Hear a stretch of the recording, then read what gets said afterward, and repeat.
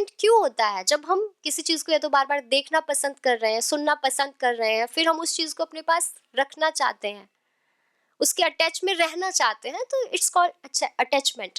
तो attachment for them arises, और जब अटैचमेंट होता है तो सीधी सी बात है, जब उनके साथ संग हुआ है तो उसको पाने की इच्छा भी जन्म लेगी। तो अटैचमेंट से, from attachment desire is born.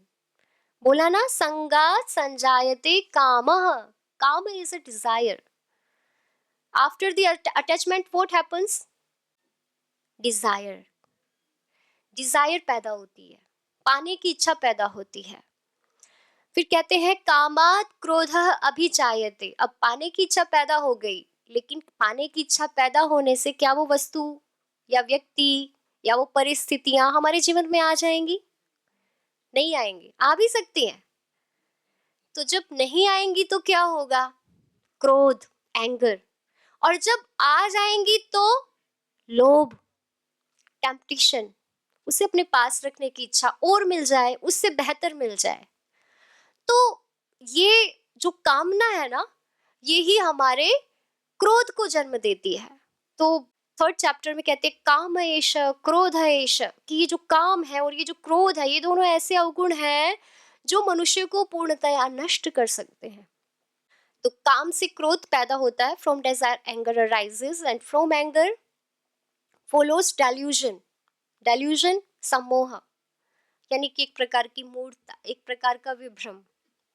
सम्मोहात Smriti विभ्रमः।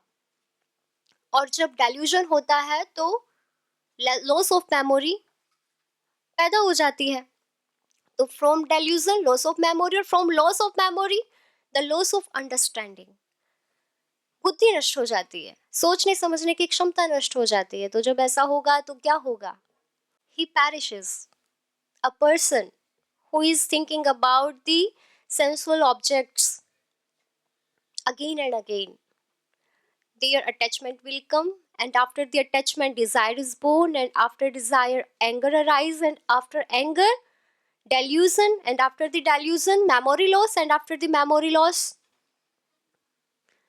misunderstandings, या फिर पूरी अंडरस्टैंडिंग नष्ट हो जाती है और फिर व्यक्ति नष्ट हो जाता है। तो कबीर ने भी बहुत सुंदर बोला है इसके बारे में, काम बिगाड़े भक्ति को, क्रोध बिगाड़े ज्ञान, लोभ बिगाड़े त्याग को, मोह बिगाड़े ध्यान, मोह बिगाड़े ध्यान। जब डिजायर्स होती हैं तो डिवोशन नहीं हो सकता, इट्स कंप्लीटली ट्रू। और जब एंगर होता है तो नॉलेज नहीं हो सकती, रियलाइजेशन नहीं हो सकता, डूज और डोंट का बोध नहीं हो सकता, एक्सेप्टेबल और अनएक्सेप्टेबल के बीच हमें भेद नहीं पता चल सकता। और जब लोभ होता है, जब टेम्पटेशन होता है, तो सैक्रिफिकेशन नहीं हो सकता। We can't sacrifice our desires, we can't sacrifice our things, whatever we have. मोह बिगाड़े ध्यान, और जब मोह होता है, जब अटैचमेंट होता है, तो सीधी सी बात है, हम कभी भी मेडिटेशन की फॉर्म में, कंसंट्रेशन की फॉर्म में नहीं जा सकते। यदि हम भगवत ध्यान में बैठेंगे तो वो पर्सन, वो परिस्थितियां हमारे विचारों में घूमेंगी, तो मेडिटेशन से हम डिस्ट्रैक्ट हो जाते हैं। राग द्वेष वियुक्तैस्तु विषयान इंद्रियैश्चरन् आत्मवश्यैर्विधेयात्मा प्रसादमधिगच्छति। अभी जो बात कही थी उसमें कहा था कि अटैचमेंट के कारण व्यक्ति का पतन हो जाता है। A person perished due to attachment. लेकिन एक योगी भी तो अपने कामों को कर रहा होता है ना, वो खा रहा होता है, पी रहा होता है, चल रहा होता है, दुनिया को देख रहा होता है, लेकिन फिर भी वो एक योगी होता है। What's the difference? There is a difference of detachment. वहां अटैचमेंट है और यहाँ पर डिटैचमेंट है। The sense of object also exist for a yogi also, but there is a किसका एग्जिस्टेंस नहीं है यहाँ पर? डिटैचमेंट का। वो उसमें रागात्मक बुद्धि नहीं रख रहा है, उसको उसमें मोह नहीं है। तो श्री कृष्ण कहते हैं on the contrary the self controlled man moving among the objects with the senses under restaurant, वो बहुत ही कंट्रोल फॉर्म में उनसे संपर्क करता है। वो खाता है इसलिए नहीं खाता कि उसको उसमें आनंद आ रहा है, वो इसलिए खाता है कि उसको जीना है।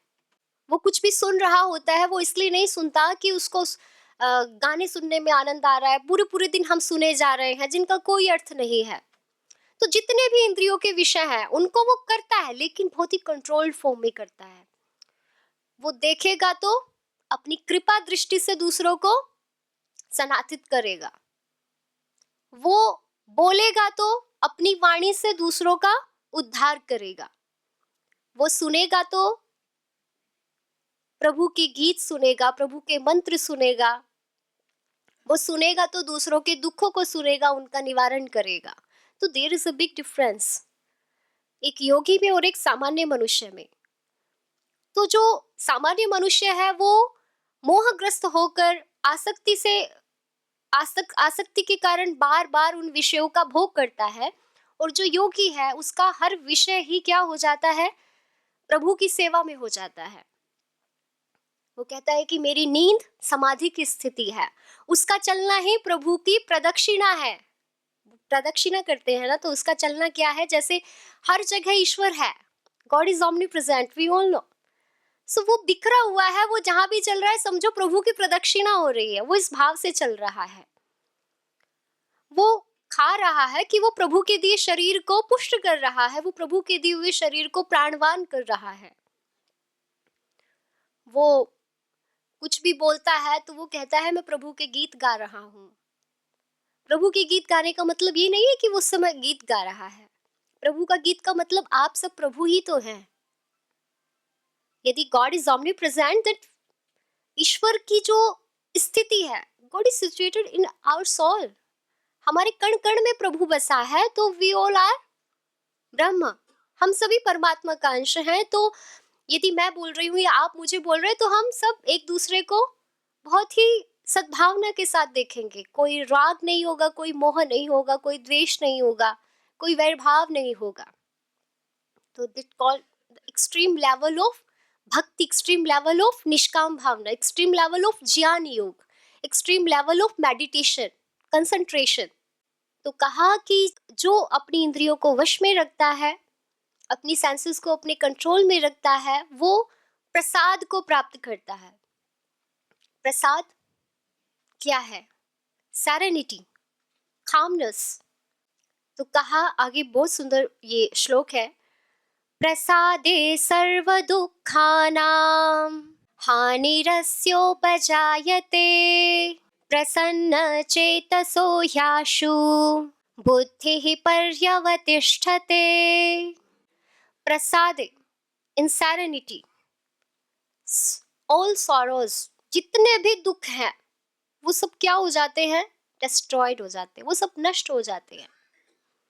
अस्य, इस योगी के, हम सबके नहीं, जो उस मार्ग पर चलेगा, जो वस्तुतः कर्म योगी होगा, जो वस्तुतः ज्ञान योगी होगा या भक्ति योगी होगा या ध्यान योगी होगा, उसके सभी दुख नष्ट हो जाएंगे। और कैसे? एक योगी भी बीमार होता है, शारीरिक व्याधियां आती हैं, उसको भी फिजिकल, मेंटल, इमोशनल जो भी ग्रीव्स हैं या सारोज हैं उसको भी प्राप्त होते हैं, लेकिन उसके प्रति उसकी जो बुद्धि है वो बदली हुई होती है। हम जिस नजरिए से समस्याओं को देखते हैं वो उन्हीं समस्याओं को समाधान की दृष्टि से देख रहा होता है। उसको लगता है मेरी परीक्षा हो रही है, मुझे इसको जीतना है। क्रोध का क्षण उपस्थित हुआ है तो मुझे क्रोध में नहीं जाना है। क्यों नहीं जाना है? क्योंकि मैं क्रोध करूंगा तो मेरे भगवान का अपमान होगा। क्रोध किस पे करूंगा? सामने वाले पर। बट देयर इज गॉड, मुझे तो भगवान दिख रहा है उसमें, मैं कैसे अपमान कर सकता हूं? इसलिए उसका नजरिया बदलता है। और इसलिए क्या होता है, जैसे कि जब तक ये विकार नहीं होंगे, जब तक ये टेम्पटेशंस नहीं होंगे ना, काम क्रोध लोभ मोह, तब तक हमें दुख जो हम बाहर से प्राप्त कर रहे हैं, आउटसाइडर वर्ल्ड से प्राप्त कर रहे हैं, वो हमें फील होने बंद हो जाएंगे। तो कहते हैं कि जो प्रसन्न चेतस हो जाता है, मतलब ट्विंकल माइंडेड हो जाता है, उसकी बुद्धि भी स्थिर हो जाती है। Then the topic of स्थित प्रज्ञ is it. Who is स्थित प्रज्ञ? Who is detached from all type of desires, or there is no any turmoil in his mind or head, in his behavior too. उसके व्यवहार में कोई हलचल नहीं है, उसके चिंतन में कोई हलचल नहीं है. He is fully satisfied. He is focused, he is composed, he is synthesized in all action, emotion and action हम करते हैं, भाव होते हैं, और जो हमारी फिजिकल कंडीशंस हैं इनमें भी समस्त प्रकार के जो बिहेवियर्स है इनमें भी वो सिंथेसाइज्ड हो जाता है, एकदम समन्वित रहता है, एकदम समुचित हो जाता है. तो कंडक्ट ऑफ द योगी, एक योगी का व्यवहार कैसा होता है? Very beautiful verse it is, may be you all know about it. युक्ताहार विहारस्य, युक्ताहार विहारस्य, युक्तचेष्टस्य कर्मसु, युक्तचेष्टस्य कर्मसु, युक्तस्वप्नावबोधस्य योगो भवति दुःखः. युक्ताहार विहारस्य, एक योगी चलता भी है, खाता भी है, जैसा कि हमने पहले बात भी की थी, वो कर्म भी करता है, लेकिन उसका योग दुख मुक्त कब बनेगा? जब वो युक्त हो जाएगा. युक्त मतलब कंसंट्रेट. जिस भी योगा को वो फॉलो कर रहा है, जैसे यदि आप भोजन कर रहे हैं, हम सोचेंगे स्वादिष्ट बना है, इट्स वेरी डिलीशियस, इतना खा लेता हूँ, 2 रोटी खाता हूँ रोज, आज 4 रोटी खा लेता हूँ, है ना. जो भी हमारी मतलब स्पेशल डिशेस होती है उनके बारे में कभी आती है महीने में तो ज्यादा खा लेते हैं, पर एक योगी ऐसा नहीं करेगा. वो कम खाएगा, वो हित भुक मित भुक कृत भुक, इस नियम का पालन करेगा, क्योंकि वो जानता है कि यदि मैंने ज्यादा खाया तो मुझे शारीरिक व्याधि हो जाएगी, फिजिकल जो डिजीज है वो उसको पकड़ सकती है. और यदि उसको उसमें अटैचमेंट हो गया, बोला था ना यतता यपि कौन्तेय, मतलब जो रेस्ट्रेंट होता है लेकिन फिर भी कंट्रोल करने की कोशिश कर रहा है, वो भी पथभ्रष्ट हो जाता है. यदि वो अटैचमेंट का शिकार हो जाएगा, मोहग्रस्त हो जाएगा, तो वो नीचे आ जाएगा. सो बी केयरफुल. ही नोज कि मुझे सावधान रहना है. वो ज्यादा नहीं खाएगा, वो युक्त खाएगा, यानी कि जितना उसके शरीर की आवश्यकता है उतना वो खाएगा. घूमने की बात है तो वो अन्यथा नहीं घूमेगा इधर उधर की चलो भाई अब 1 महीना घूमने के लिए निकल जाते हैं. वो घूमने जाएगा तो किसी ना किसी काम से, दूसरों का भला करने के लिए, परमात्मा की सेवा करने के लिए. We all are servers of God. हम सभी सर्वेंट हैं. किसके? परमात्मा के. Because we are serving, we are doing works for him. हम आचार्य स्वामी जी बोलते हैं, आचार्य जी बोलते हैं कि हम प्रभु के पुत्र हैं, हम ईश्वर के पुत्र हैं. यदि हम पुत्र हैं तो अपने पिता की कुछ जिम्मेदारियां तो हमें भी संभालनी होंगी. भगवान ने इतनी सुंदर सृष्टि बनाई है, इतने सारे भाई बहन दिए हैं, इतने पेड़ पौधे वृक्ष वनस्पतियां दी हैं, तो उनके कल्याण के लिए, उनके उत्थान के लिए तभी तो हम यहाँ आए हैं. योगा सीखेंगे और योगा कराएंगे, है ना. तो we all are servant of the supreme power, supreme lord, जो सर्वोच्च परमात्मा है. हम सभी उसकी संतानें हैं और हम सभी उसके सेवक भी हैं. तो कहते हैं कि वो उसका विहार भी दूसरों के कल्याण के लिए होगा. वो खुद का भी ध्यान रखेगा कि मेरे को ये शरीर मेरा नहीं है. हम सोचते हैं this is my son, this is my body, my house, my place, ये मेरा विला है, ये मेरी गाड़ी है, ये मैं ही हूँ। गाड़ी खोती है, गाड़ी उठ जाती है तो मैं लुट गया। गाड़ी उठी, आप थोड़ी ना लुटे हो। You have wisdom, you can do it again, you can gain it again. आप उसको दोबारा प्राप्त कर सकते हैं अपनी बुद्धि के द्वारा। तो हम गाड़ी नहीं है, मेरा पुत्र मैं नहीं हूँ, मेरा शरीर मेरा नहीं है, मैं और मेरा शरीर अलग है। एक योगी इसको अच्छे से समझ जाता है, तत्व से समझ जाता है। जब भक्ति की प्रगाढ़ता होती है तो भक्ति से समझ जाता है। जब कर्म योग में निष्कामिता आ जाती है, निष्काम भावना जब चरम स्तर पर होती है, एक्सट्रीम लेवल पर होती है, तब ये स्थिति आ जाती है कि मैं और मेरा शरीर अलग है। इसलिए वो जो योग होता है वो भी दुखहा हो जाता है, मतलब उसको कष्ट नहीं होता। मैं कम खाऊंगा तो मेरा मन दुखी होगा, सब खा रहे हैं, मैं नहीं खा पा रहा हूँ। There is very beautiful verse in कि अवश्यम यातारः चिरतरम उषित्वापि विषयः। जितने भी विषय हैं, जितने भी सांसारिक भोग हैं, वासनाएं हैं, वो सब हमसे छूटेंगी। हम बूढ़े हो जाएंगे, हम उनको भोग नहीं पाएंगे। लेकिन एक युवा जो योगी है वो उसको खुद ही छोड़ देगा। खुद छूटेगा तो दुख होगा, खुद छोड़ेगा तो शांति होगी, सुकून होगा, कामनेस होगी, पीसफुलनेस होगी। तो कहते हैं कि जो हर कर्म में, हर कर्तव्य में बिल्कुल कंसंट्रेट होकर के कि व्हाट इज माय एम, मुझे कहाँ जाना है, मुझे क्या करना है और क्यों करना है, जब इस भाव के साथ वो खाएगा, पिएगा, सोएगा, जाएगा, पढ़ाएगा, तो वो स्थिति क्या होगी, युक्त होगी। उसका सोना भी क्या होगी, समाधि की स्थिति होगी। बिल्कुल ना ज्यादा सोना है, जल्दी सोना, जल्दी उठना, लेट सोएंगे, लेट उठेंगे, सारी दिनचर्या डिस्टर्ब हो जाती है। लेकिन एक योगी को बहुत केयरफुल रहना होता है अपनी दिनचर्या को लेकर के। तो उसका स्वप्न और उसका अवबोध, अवबोध मतलब जगना, स्वप्न मतलब सोना, तो उसका जो सोना है, उसका जो जगना है, वो सब भी बिल्कुल युक्त होगा। तो इस तरह से जब वो व्यवहार करेगा समाज में, तो उसका जो योग है वो दुखहा, मतलब दुखों को हरने वाला हो जाएगा। तो yoga becomes the destroyer of pain or sorrows for him who is moderate in eating and recreation such as walking etc, who is moderate in exertion in actions, who is moderate in sleep and wakefulness, sorry। diet of the yogi, योगी का आहार कैसा होना चाहिए? 3 प्रकार के आहारों की चर्चा हमारी गीता में की गई है, सात्विक आहार, राजसिक आहार और तामसिक आहार।